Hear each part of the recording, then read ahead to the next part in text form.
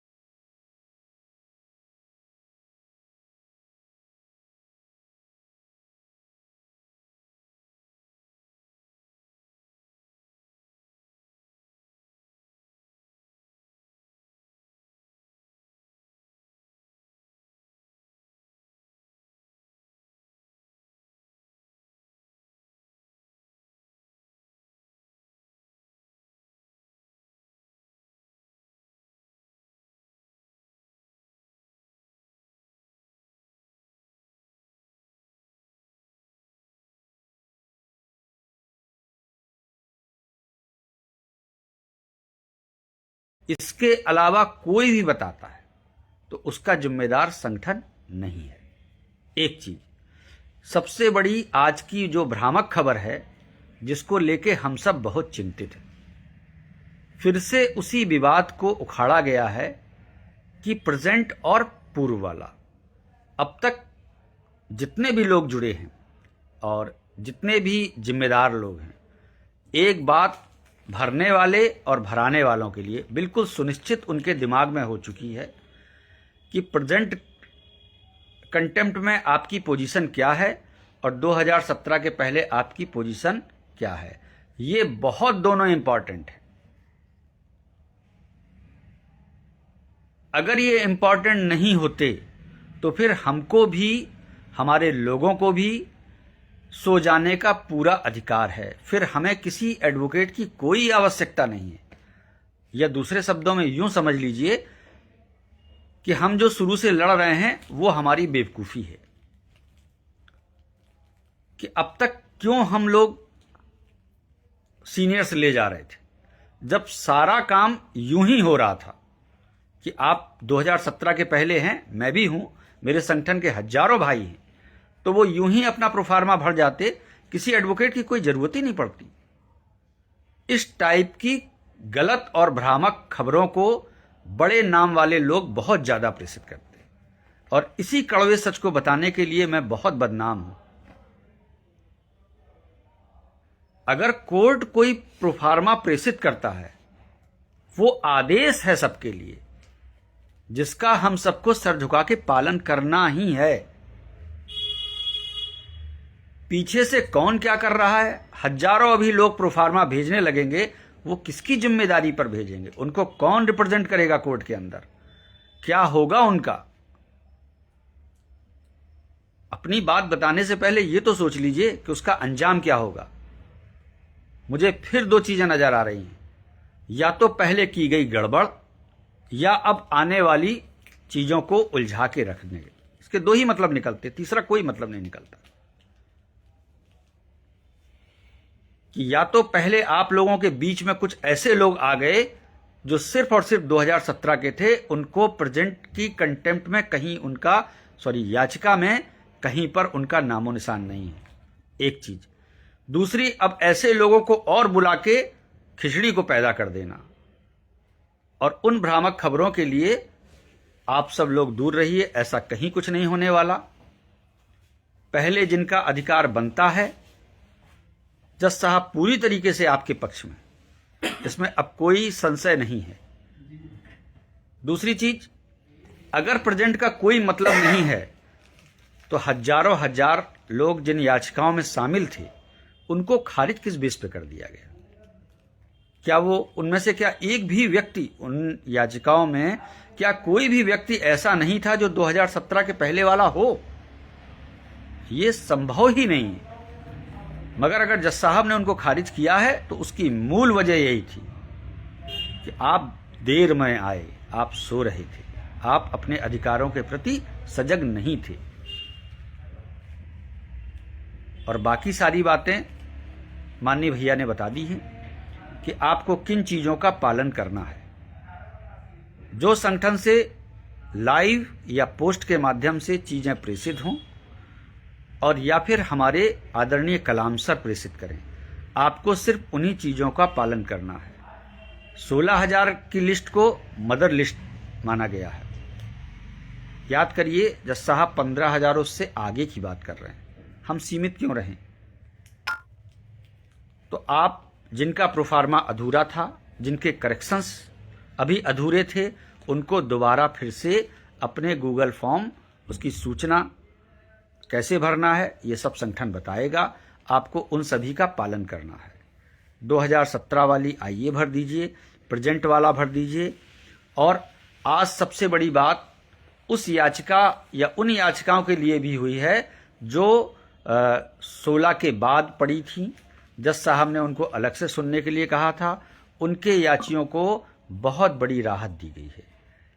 इसमें वो सभी भाई बहन फिर से भरेंगे अपना, जिनकी जो प्रोफार्मा है वो मिस हो गया था, चाहे वो किसी की भी याचिका से जुड़े हो। आज का मूल सार यही था।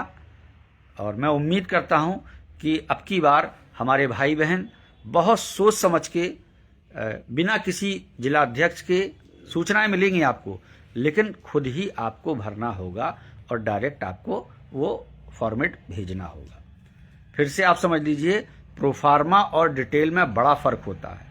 प्रोफार्मा वो है जो 14, 15, 16 तारीख को आपने भर के भेजा था, सेम वैसा ही भर के आप रख लीजिए और उसको उपयुक्त तरीके से आप भर के भेज दीजिए। किसी भी भ्रामक खबर में मत आइए, किसी की चीज़ों में मत आइए। जो संगठन कह रहा है, संगठन अपने से जुड़े लोगों का बिल्कुल पूरी तरह हित चाहता है और हमारे अध्यक्ष जी और हमारी पूरी टीम की यही कोशिश है कि ज़्यादा से ज़्यादा क्या पूरे लोग हमारे में से सब सिलेक्ट हो जाएं। उन्होंने बहुत भैया ने लाइव का सेशन बहुत छोटा रखा है, कुछ आवश्यक कार्य हैं, इसलिए मैं अपनी वाणी को विराम देता हूं। अब हमारे संगठन के संरक्षक महोदय कुछ आपसे इम्पॉर्टेंट चीज़ बताएंगे, आप उनको कृपया ध्यान रखिए। नमस्कार। बीएड टेट 2011 के भाई बहनों को हमारी तरफ से अग्रिम शुभकामनाएं। और अपनी वाणी को शुरू करने से पहले कि आप सभी लोग बहुत भाग्यशाली हैं कि हम बार बार पोस्टों में राधा रानी और बांके बिहारी का जिक्र करते थे और आज उनकी छत्र छाया, उनका आशीर्वाद आपको लगभग 80% प्राप्त हो चुका है। 20% शेष है जो बांके बिहारी के रूप में माननीय